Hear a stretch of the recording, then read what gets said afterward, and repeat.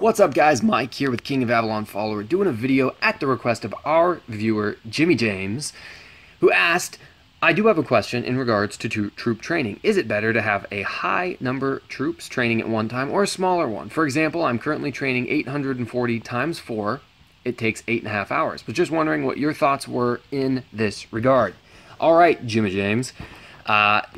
Realistically, it's not going to make a difference. The overall training speed is going to be the same whether you train a slow amount or large amount. I'll explain that a little bit. So, I emptied out my cavalry and my stables right here so we can look at things. Let's go ahead and go to the training portion, okay?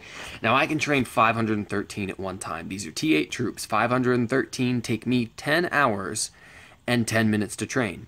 Now, let's say we cut that in half, so we're training a smaller amount. So half of 513 would be 256, approximately. So half of 513, 256. Let's scroll it down to that.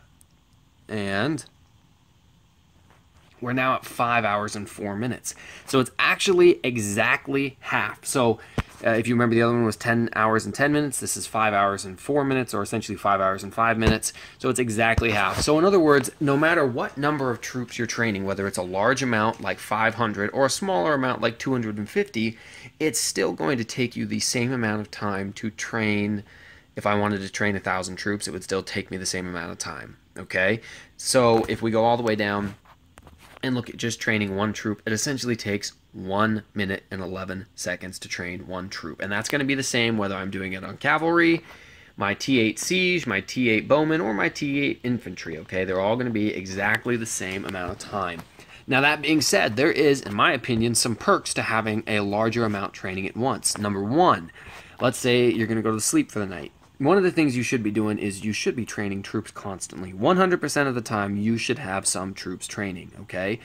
If you're going to go to sleep, well, some people sleep for more than just, 4 hours or 5 hours. So you may want to have a larger number so that your troops can train all night, and when you wake up in the morning, you can immediately start training some more, and you won't have missed those 3 or 4 hours. Now, obviously, this is going to be geared towards people who are a little bit more intense when they play the game.